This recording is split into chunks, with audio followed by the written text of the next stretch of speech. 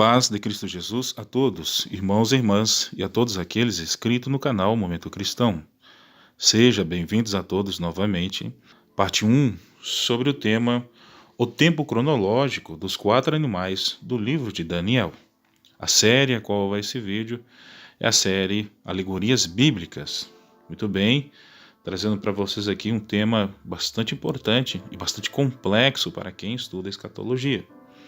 Hoje iremos estudar sobre os 4 animais vistos pelo príncipe da casa de Judá, mais comumente conhecido por nós como Daniel, a qual, sendo um dos príncipes ali da linhagem de Judá, cativo no tempo antigo ali da Babilônia, pôde contemplar então as visões que ele teve sobre os tempos do fim, a qual os animais representariam os reinos, os poderes, os impérios, carregando consigo também a analogia e a natureza desses governos e o tempo a qual estaria sobre eles. Então, trarei para vocês aqui como objetivo mostrar o tempo cronológico onde está todos esses animais descritos no livro de Daniel, capítulo 7, mostrando também o posicionamento de suas cabeças e em qual reino elas se encaixam dentro da forma mais racional ou lógica que eu pude compreender através do estudo em questão. Então, quero deixar bem claro isso para vocês, para que assim então, dizendo para vocês que eu não sou portador de máxima, mas é aquilo que eu posso estar trazendo para vocês dentro desse estudo. Mas antes de podermos falar sobre isso, se inscreva no canal e, se gostar do estudo ao término aqui deste vídeo, deixe também o seu like. Então vamos começar a leitura através do livro de Daniel, capítulo 7. Vamos então às seguintes observações. Daniel, capítulo 7. Falou Daniel e disse: Eu estava olhando numa visão noturna, e eis que os 4 ventos do céu agitavam um mar grande, e 4 grandes animais, diferentes um dos outros, subiram do mar. O primeiro era como leão, e tinha asas de águia. Enquanto eu olhava, foram-lhe arrancadas as asas, e foi-lhe levantado da terra e posto em 2 pés, como de um homem. E foi-lhe dado um coração de homem. Continuei olhando, e eis aqui o segundo animal, semelhante a um urso, o qual se levantou de um lado, tendo na boca 3 costelas entre os seus dentes. E foi-lhe dito assim: Levanta-te, devora muita carne. Depois disso continuei olhando, e eis aqui outro semelhante a um leopardo. Eu tinha nas costas 4 asas. Tinha também este animal 4 cabeças, e foi-lhe dado domínio. Depois disso, eu continuava olhando em visões noturnas, e eis aqui o 4º animal terrível e espantoso e muito forte, o que tinha grandes dentes de ferro. Ele devorava e fazia em pedaços, e pisava aos pés os que sobejava. Era diferente de todos os animais que apareceram antes dele, e tinha 10 chifres. Eu considerava os chifres, e eis que entre eles subiu outro chifre, pequeno, diante do qual 3 dos primeiros chifres foram arrancados. E eis que neste chifre havia olhos, como os de homem, e uma boca que falava grandes coisas. Eu continuei olhando, até que foram postos uns tronos, e um ancião de dia se assentou, e o seu vestido era branco como a neve, e o cabelo da sua cabeça como a lã puríssima. O seu trono era de chamas de fogo, e as rodas dele eram fogo ardente. Assim me disse ele: O 4º animal será um 4º reino na terra, o qual será diferente de todos os reinos. Devorará toda a terra, e a pisará aos pés, e a fará em pedaços. Quanto aos 10 chifres, daquele mesmo reino se levantarão 10 reis, e depois deles se levantará outro, ao qual será diferente dos primeiros, e abaterá a 3 reis. Muito bem, então essa foi a nossa leitura, a qual fizemos aqui sobre este texto muito importante de Daniel. Com isso vemos que diante de Daniel, o príncipe profeta da casa de Judá, apareceu 4 animais, sendo 3 foi de fácil identificação, né? Como nós vimos, como o leão, o urso e o leopardo. Porém, o último de difícil associação a qualquer outro animal. Daniel descreve que o primeiro era como o leão que se pôs em forma de raciocínio à semelhança de homem, a qual foi representado também pelo ouro como um seu mineral. O segundo animal era o urso, tendo 3 costelas na sua boca, provavelmente do leão que se tornou homem, a qual também este animal está sendo representado pela prata.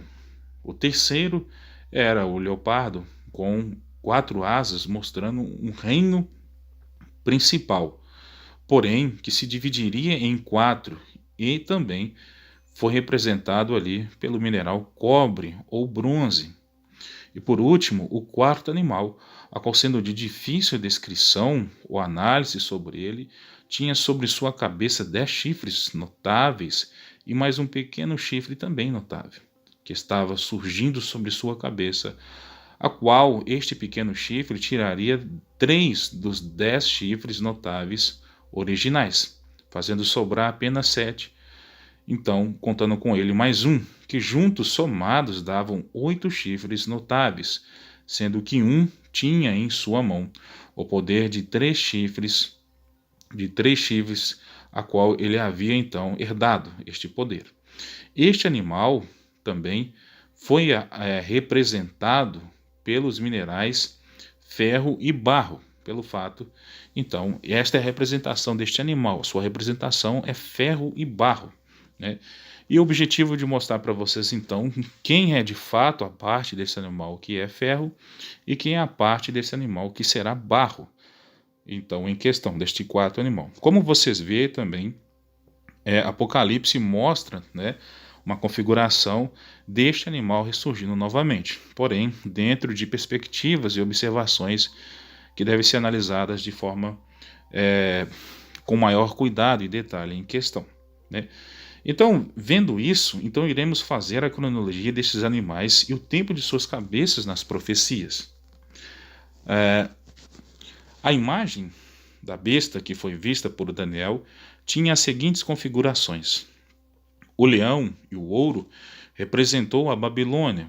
Seu tempo cronológico começa com o domínio ali da Babilônia sobre os egípcios e os assírios, a qual foram anexados pela Babilônia para o seu reino, sendo esta a primeira cabeça desta besta simbólica.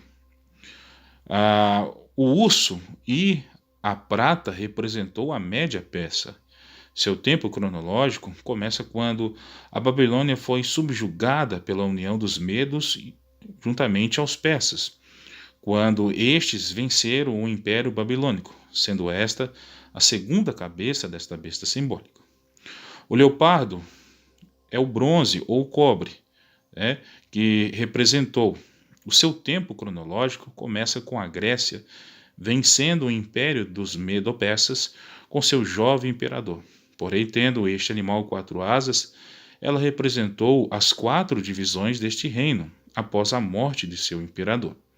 Mas este animal também tinha 4 cabeças, a qual às vezes passando despercebidas, mostrando que o reino e o seu poder se estenderia até Roma, mostrando também o período greco-romano, sendo esta, então, portanto, as terceiras, quarta, quinta e sexta cabeça desta besta simbólica, onde aqui também se encontrava a Jerusalém do tempo de nosso Senhor Jesus Cristo, na sua primeira vinda, pois 3 cabeças de leopardo havia caído, a qual sendo somada às outras cabeças dos 2 animais anteriores, a qual era o leão e o urso, totalizava 5 cabeças que já tinham caído, e sendo a última cabeça de leopardo a cair, a sexta, a qual Jerusalém ainda estava se relacionando na forma de governo greco-romano, ainda estava de pé, e por isso vemos que os escritos originais bíblicos do Novo Testamento estão justamente escritos em grego, a qual, mostrando ainda esse contexto da última cabeça de leopardo, mesmo ainda nos tempos de nosso Senhor Jesus Cristo como Império Greco-Romano. Então vocês perceberam e entenderam aqui então que é por isso então que a tradição, a cultura greco-romana era muito forte ainda no tempo de nosso Senhor, né? E como é descrito ali então o Senhor Jesus Cristo pelos profetas e pelo que é dito também ali no livro do Apocalipse, né? É que então 5 reis já haviam caído, né? Mas um ainda subsistia. Mas perceba que a gente nunca falou sobre este tema, a qual este sexto rei que ainda estava, a qual nós vemos essa ligação, a qual estava Roma ali no tempo de Jerusalém. Perceba que ainda tinha então essa junção ainda entre o poder grego e romano, ao ponto, de fato, que as próprias escrituras dos escritos originais bíblicos foram escritos em gregos. Daí parte então a contextualização então e a confirmação desta observação, né?